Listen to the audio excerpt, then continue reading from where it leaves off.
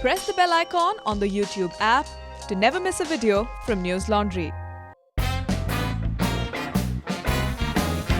Welcome to News Laundry Interviews. Today I have joining me on Zoom, like is normal these days, to join only on Zoom.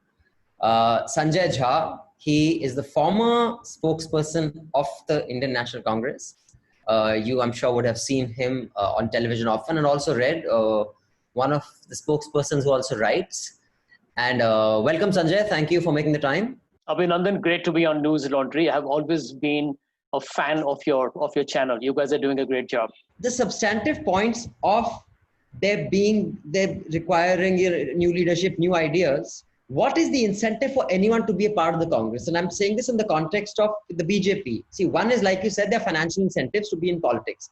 कि भाई आप party के लिए काम करो, ये पार्टी जब आएगी आपको रोड का कॉन्ट्रैक्ट मिल जाएगा, आपको ये मिल जाएगा, आपको वो मिल जाएगा, या आपको मंत्री बना देंगे. If you're not in politics and are rewarded through a seat or a corporation seat or something, you'll be given some contract, so you have some benefit. The other thing is that, like the RSS, which is the engine behind the BJP, and I don't think anyone's under any illusion that without the RSS, the BJP is nothing. Sure. It's pure ideology. For them, just the fact that isko Hindu Rashtra banayenge is incentive enough to come. What does the Congress have to excite people? My commitment to the party from the beginning till now has been nothing but ideology. And I give a reason behind that. That when I was in school and, my father used to give me books on my birthday. I could get a car or a little cricket kit, but he would always give me a book. So I grew up reading books on freedom struggle. My father was a big admirer of all the heroes of India's freedom struggle. So I read Discovery of India pretty early in my school, in bits and parts, not the entire book maybe. And same with Gandhi's Experiments with Truth. So I think somewhere down the line, it made me very deeply ideological. I do feel that has the Congress moved away from its principles of where Gandhi and Nehru wanted to believe this country would be? Oh, for sure. I'll give you an example. Nothing bothers me more than when I see this resort politics of Abhinandan. How often have you met Rahul Gandhi? How many times? Well, I used to meet him very often between the 2004 to 9 and between 9 to 14. I went to his constituency of Amethi. I went to Mrs. Gandhi's constituency of Rai Bareli many a times to meet him. And then I think after 2014, I think Mr. Gandhi became terribly inaccessible. You said after 2014, he became inaccessible, and you understand he's a busy man, he became president of the party and all that. But Mr. Scindia had the same complaint, who was considered very close to him. You're assuming he's talking to others. He's not talking to Scindia. He's not talking to many other people who I don't want to name. So who's he talking to? What is he busy with? Aren't you curious? Like, there must be someone he's talking to if he doesn't have time for his party people. Who is this group that he is spending time with? Well, I don't want to speculate, Abhinandan, but I do want to tell you that Jyotiraditya leaving, I personally felt was a terrible loss for the party. I remember after 2019 when Mr. Gandhi quit as the Congress president, everywhere I went, and I'm not talking about just the Mumbai glitterati and, the typical cocktail crowd, across the length and breadth of wherever I traveled, everyone said there are two leaders in the Congress party who can be potential prime ministers or presidents of the party. And both names were always in tandem. And I'm saying so not necessarily in the same order. Would you treat both as equal, both the transitions of Priyanka's and Jyotiraditya? Well, I have I agree with you that a party that had Sadhvi Pragya Singh Thakur making the statement she did, calling Nathuram Godse a patriot. I mean, I'm sure that my personal view is that Jyotir probably, I believe, can never be fully happy in the BJP. I mean, he is a liberal. I know he's a liberal guy. He's a democratic guy. And I'm sure that at no point will you see him probably making those kind of vitriolic statements with the kind of vehemence targeting any community. I don't think you'll hear that from him. So probably he'll have to shut that part of the BJP out of his mind. But, I go back to the fact that if he was part of the Congress today, the Congress party also looks better. You would have had an asset who everywhere he went, he drew crowds and inspired younger people to believing that Mr. Rahul Gandhi or the team that was there working in the Congress party had a lot of people who truly were inconsistent or in sync with India's constitutional democracy. That's what the Congress party is all about. I believe that Jyotiraditya and the Congress are both losers. They are both losers. The winner is the BJP. As far as Priyanka is concerned, where are the full-time politicians of the Congress? Not many of them are full-time politicians. As long as they're in power, they'll happily take a seat. When they're not, they go back to their lavish lifestyle. Whereas in the BJP, when they're not in power, they're working to try to get back into power. Yep. Where are the full-time politicians of the Congress? And clearly, Mr. Gandhi is not a full-time politician. And I'm not saying one has to blame him or accuse him for that. But if you're not in power, then you should be doing 24/7 trying to be in power. Those are the only two options. I think if you want to look at full-time politicians who are there only for their personal interest, 100%. 100% full employment. If you are asking me for full-time politicians who are looking at organizational health, yes, that number will come down dramatically to 50%. The Congress has become so Delhi-centric.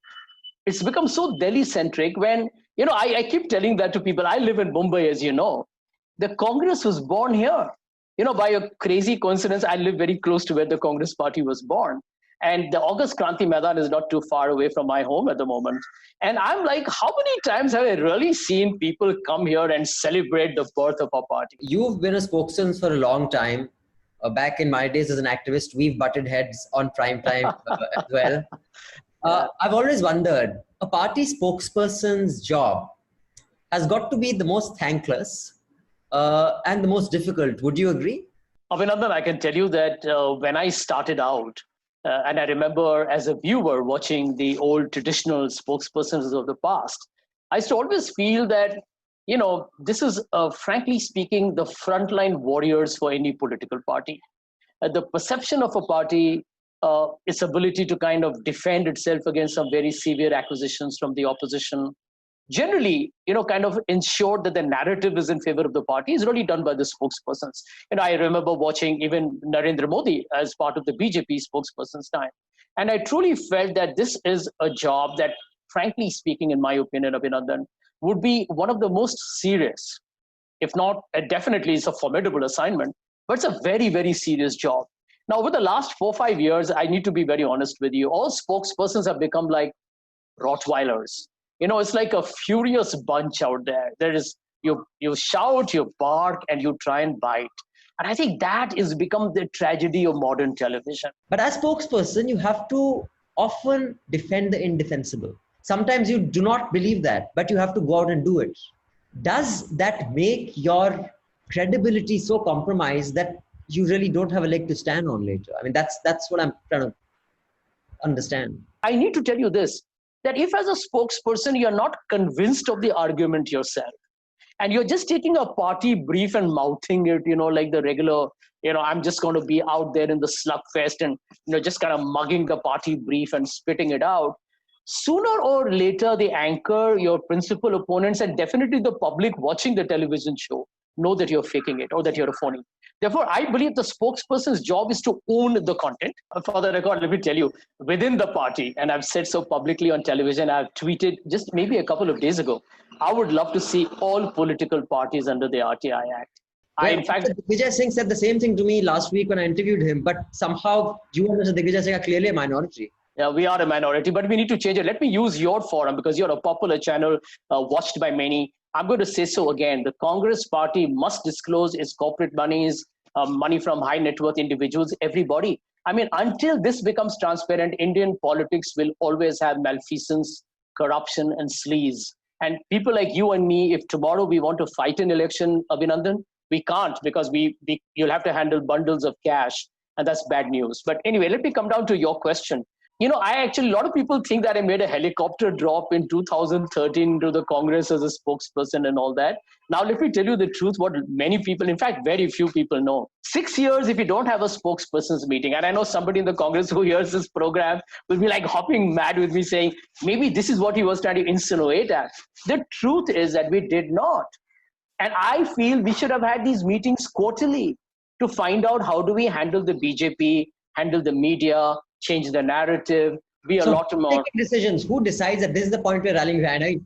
Is it Rahul Gandhi? Is it Sonia? Who is doing this? Well, let me tell you, in my opinion, I just don't want to kind of point out to one or two people, but the Congress has become somewhere down the line, has taken the grand old party tag too seriously. What next for Sanjay Jha? I mean, is politics something that you would like to be involved in the long run? Because after all this, what is the likelihood of the party leadership saying, okay, Sanjay, forgiven and forgotten, we should have communicated better, come back. What is the likelihood of that happening? And if that doesn't happen, What next for you politically? Well, Abhinandan, good question. I mean, I feel that now at this stage, I've been fortunate to have had exposure to lead my life my way for such a long time. And my real thrill, I think, and in politics, I feel everyone should be motivated by just one consideration. How much can you give back? And to answer your question, I will never join any party. Forget the BJP, it's out of the question. I will never join any other political party because I believe in the Congress. बस फोकट में इतना ही मिलेगा. No more for free. For the full unedited interview, you have to subscribe to News Laundry and pay to keep news free, because when the public pays, the public is served. When advertisers pay, advertisers are served. So subscribe to News Laundry, go to the top right-hand corner, click subscribe and get access to all our paywall content, all the unedited interviews, unedited podcasts, and all the stuff behind the paywall. Until the next time, thank you for watching and thank you for subscribing. Spread the word.